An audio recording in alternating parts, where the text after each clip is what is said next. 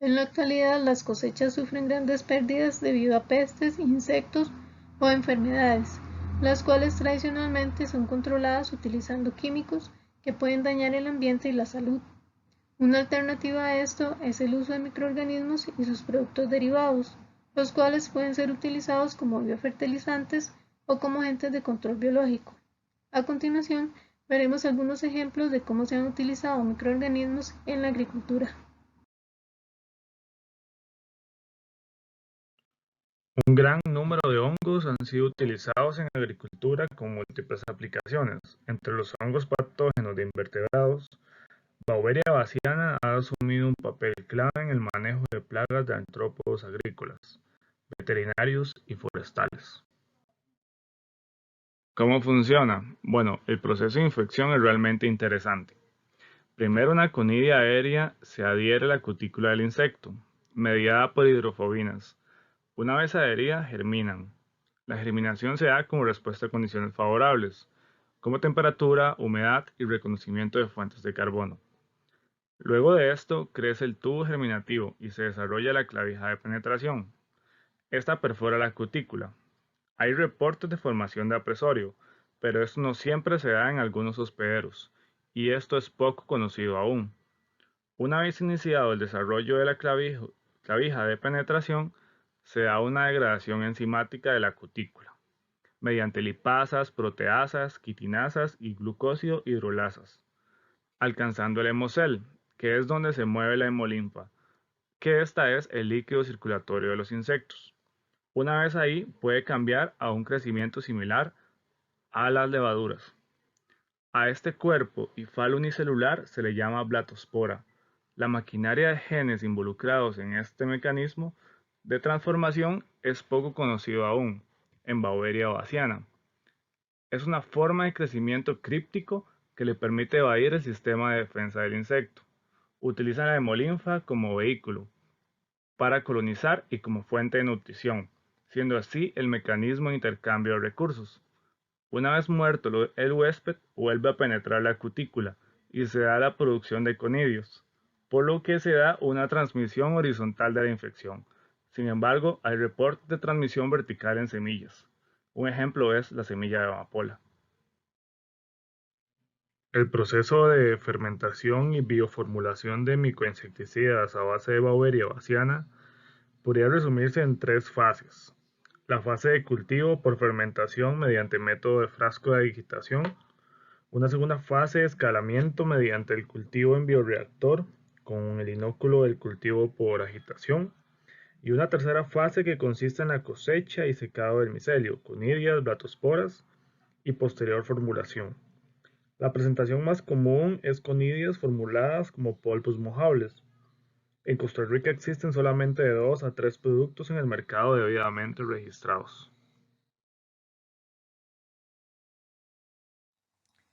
Una de las bacterias con más aplicaciones o con aplicaciones importantes para el crecimiento de los cultivos es Burkholderia phytophilans, particularmente la cepa PSJN.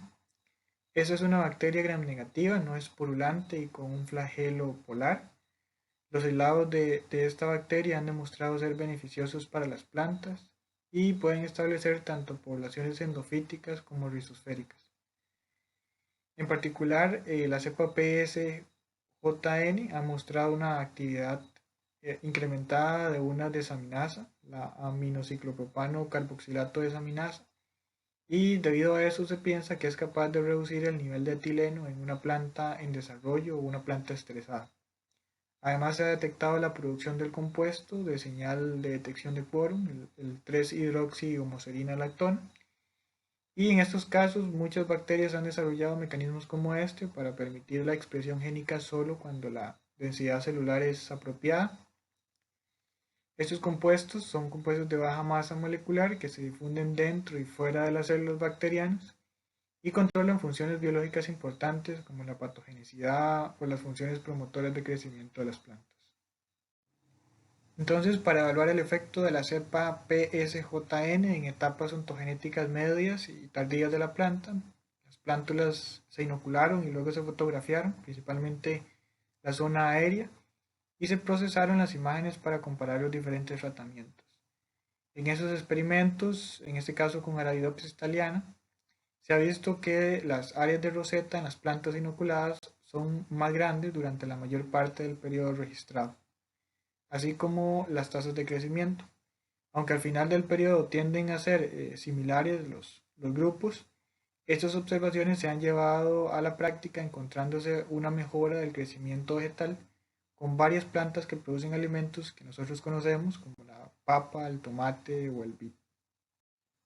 Algo similar ocurre con la bacteria Chromobacter. El análisis in vitro ha revelado que un aislado de estas bacterias puede reducir el nitrógeno y que es capaz de producir además ácido indolacético, gibberelina y fosfato de roca solubilizante. En condiciones de invernadero, por ejemplo, la inoculación de tomate con el Achromobacter aumenta de forma importante el crecimiento vegetativo, otros parámetros de rendimiento y el contenido de fitohormonas endógenas en comparación con microorganismos beneficiosos y más conocidos. Aumentar además la dosis de la población de Achromobacter ha sido beneficioso para la planta ya que fija más nitrógeno y también hay un aumento en la longitud de la raíz que es apreciable.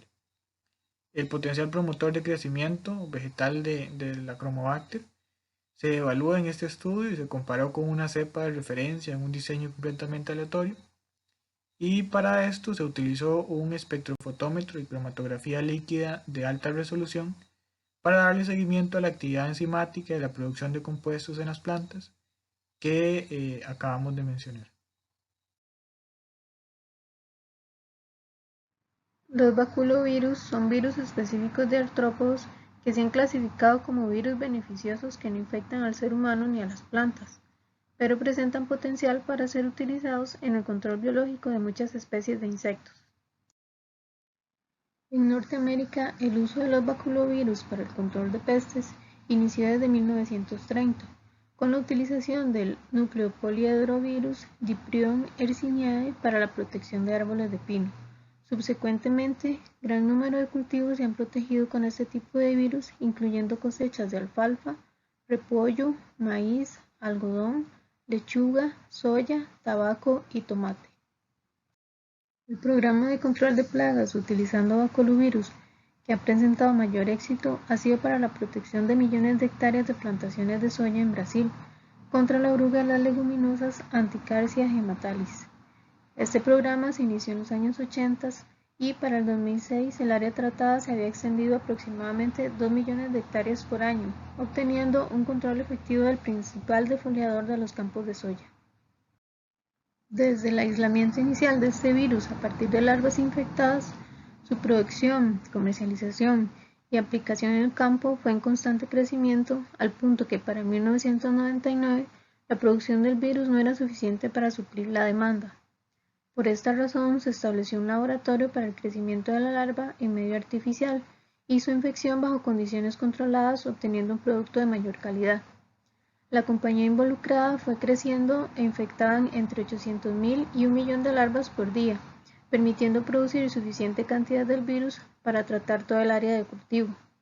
Las larvas infectadas se procesan hasta obtener un polvo que se mezcla con acarreadores como caolín.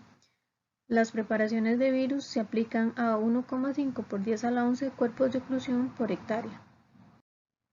El nucleopoliedrovirus múltiple de Anticarcia gematalis se caracteriza por tener nucleocápsides en forma de varilla.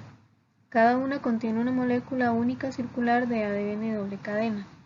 Esta nucleocápside se encuentra rodeada por una membrana de lipoproteínas para formar viriones, los cuales se encuentran contenidos dentro de una matriz proteica paracristalina, formando un cuerpo de oclusión en forma de poliedro, el cual puede contener docenas de viriones.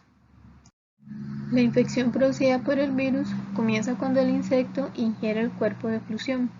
Este se disuelve en el medio alcalino del intestino, liberando los viriones que se fusionan con la membrana de las células epiteliales del intestino del hospedero y entran a la célula. Una vez dentro de la célula, las nucleocápsides son transportadas al núcleo, donde tienen lugar la transcripción y replicación del genoma vírico, produciendo nuevas formas del virus denominadas virus de gemación.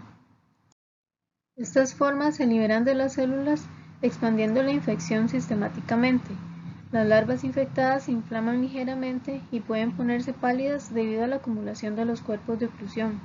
Normalmente suben a la parte alta del follaje en donde mueren producto de la lisis de las células internas.